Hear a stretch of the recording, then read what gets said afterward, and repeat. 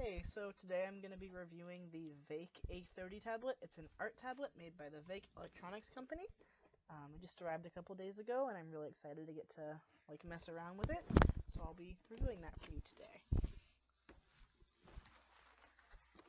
The tablet itself, I really gotta say, I love how sleek it is. I love the design. So it's got a 10-inch by 6-inch surface, and that's basically the whole tablet. There's not a lot of extra space, which I really like, because it means that this whole surface that you see, except for the shiny part, is the drawing surface. You don't have a lot of extra plastic.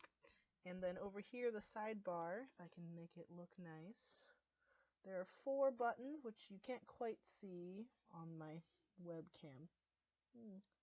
But there are 4 buttons here that let you program them, which I'll get into when I show you the driver settings and whatnot. The tablet pen is battery free, so you don't have to plug it in. You don't have to put a battery into it. It's just a stylus that you just don't have to worry about, which is nice because it means that I don't have to remember to plug it in, which I forget to do with my other tablet. It's got 2 buttons that I will also show you when I show you the driver settings. And it came with this cute little pen case that's got the logo on it, so you can slide your pen in there and it won't get lost as easily, because tablet pens are notorious for getting lost all the time. The other nice thing about this tablet is that it uses a USB-C port connector for the tablet, and the other side is just a normal USB that plugs into your computer, which is really cool because USB-Cs are becoming more and more common. Like my phone uses a USB-C cord, so if I ever forget this cord or leave it behind somewhere, I can still connect to my tablet using my phone cord, which is really cool. So before I get into actually using the tablet, I'm going to go over the driver settings. The driver is really cool. You just download it online. You do have to uninstall any other previous drivers you might have on your laptop to use this. So a long time ago I had a Wacom tablet, and I had to uninstall that tablet driver in order to use this. So when you buy it, if the driver doesn't seem to be working, make sure that you've undownloaded any other tablet drivers you might have, as they can interact with this one and make it not work as well. So here's the basic interface of the driver. The pen sensitivity meter is over here, and it starts in the middle, which is about here. I've moved it slightly up because I don't press down on my pen very hard, and so I need it to be a little more sensitive to really get a fuller range of pen settings for me, because I tend to draw really lightly. So the further you set it to over here, the more sensitive it is. And the further you set it here, if you like to really press down on your pen, I would set it over here where it's very, very not sensitive. But I keep it a little bit past the middle for when I'm drawing. Over here you see the pen buttons that can be set. So I have the top button set to switch between the pen and the eraser, which is very useful because it means that I don't have to go over here to my art settings over here and switch between them manually. I can just tap the pen. And the bottom one I have set to be a right click, which I usually use to color drop, but is also just useful if I need to right click something and open it. This is the mapping of the tablet itself. It shows where things point to on the screen. I'm right-handed, so I left it in right-hand mode, but this tablet also has a left-hand mode, which is really cool. I've never tried a left-handed mode for a tablet because I'm right-handed, but I'm sure it's really cool. These are those 4 buttons that you couldn't quite see in my webcam that I was talking about. And they can be mapped to whatever you want them to be mapped to, so there's a bunch of different settings you can put in here. Clicks and keyboard settings and tablet settings, navigation for the desktop, and application settings for, if you want to have a button open your art program, you can have it as that. But I have mine set to zoom in, zoom out, save, and Control Z, which is a backspace. So these are the 4 things that I use most while doing art, and so I just set them all to those because that's what's most useful to me. It's really nice to have this save button because it means that when I forget to save, which is always, all I have to do is tap the little button on my keyboard, and I really like it. And this driver is really easy to get to. If you need to open it, you just go down here and tap the little VEIKK logo down here in the bottom, and it'll open up for you. Very nice. So this is something I've been drawing with this. I already started the sketch for it. And basically I'm going to take a moment to show you how the sketching works and how I like to sketch over here in this corner, and show you the tablet settings and the driver settings that I've been using. And then I'll go over here and show you some color mixing on this little drawing that I've got started. So here's the pen pressure settings. Oh, that's a not black pencil. Oopsie daisy. Switch to black, shall we? So yeah, light pressure gets you light lines, which are really nice for sketching. basic face. I've been drawing a lot of elves lately. So just give things pointy ears on instinct. But yeah, so just with some line setting, so there we go. This is very light pressure. You can barely see it there on the screen. And this is very hard pressure, and it's very nice and dark. And there's a full range in between that, which you can see with me sort of starting light and getting darker, and then lightening up and then getting darker. And it tracks really, really, really well, which I really appreciate, because it means that I don't have to like move my screen over all the time when I'm working with it. And like I said, with the whole tapping the button to erase thing, so you tap the button, and see that down here it said erase for a second there, it takes you right to the eraser mode, and you can just clear everything right off your screen.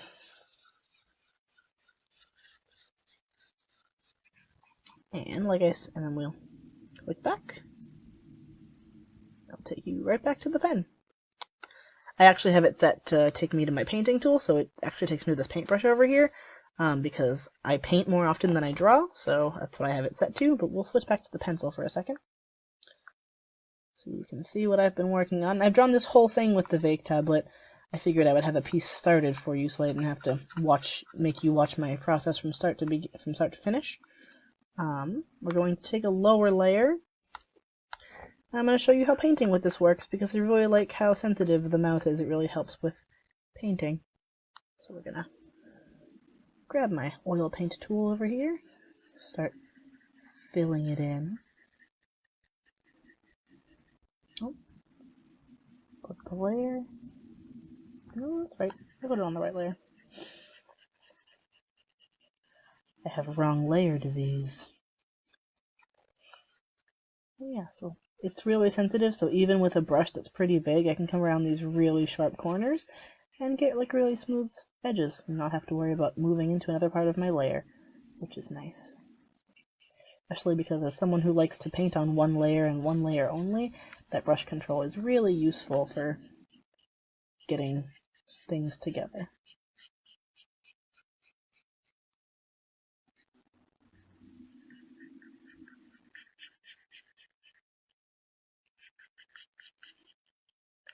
I'll just do a little bit of color blending here so that you can see how nice the pen pressure works with blending colors. I'm going to color in all of his hair, even though it's not where the face actually ends.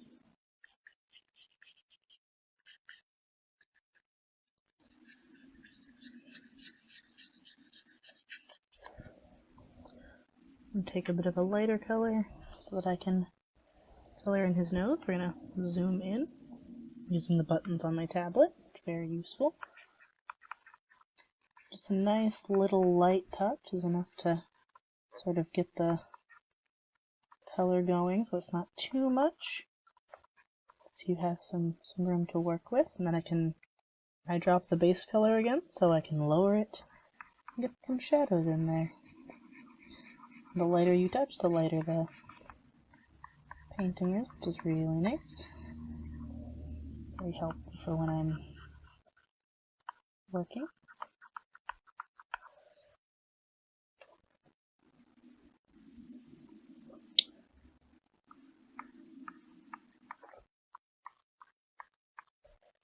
And then down here, where you need a darker shadow under the chin, you can press a little harder and really get some dark definition down there. Then we can eyedrop again, smooth some things out.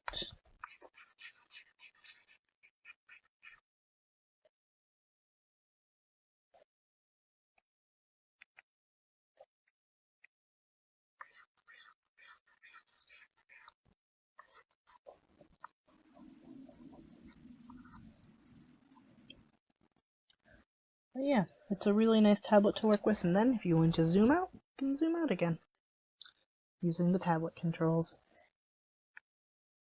It's very nice and like very well sized and very sensitive and useful for its price. I really recommend it.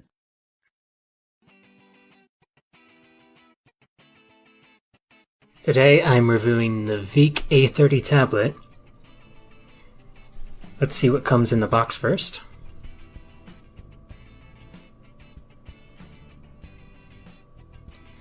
We have the tablet itself, of course. The box comes with extra nibs and a removal tool, the pen, and a card with driver download instructions. There is no driver disc included, so you will need an internet connection or a USB drive you can take somewhere that does.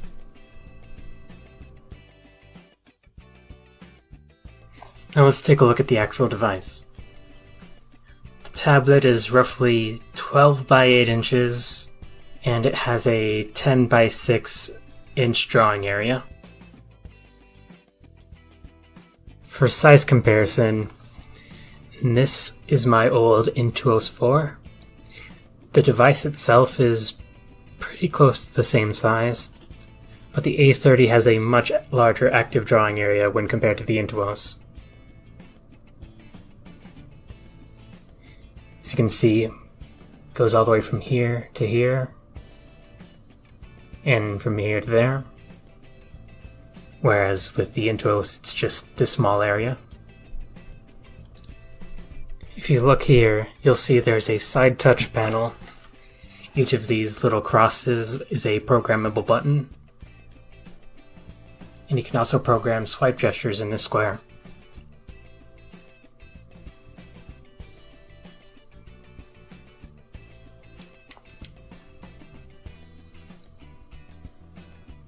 The drawing pen is more or less what you would expect. There's 2 programmable buttons as is standard. The nib action feels springy, which you may or may not like, but I like it personally.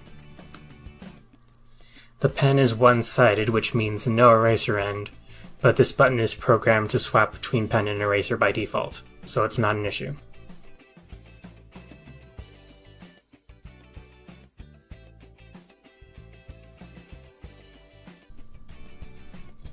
Now that the device has been shown off, let's get it plugged in and show how it draws. The plug on the device is USB-C, by the way, which means it can be plugged in upside down for better cable management. The drawing surface has a paper-like texture, so traditional artists should feel right at home here. As I mentioned before, the pen feels springy while drawing, which is actually very useful since there's 8,192 levels of pressure sensitivity. So you'll want a bit of resistance in order to utilize that properly.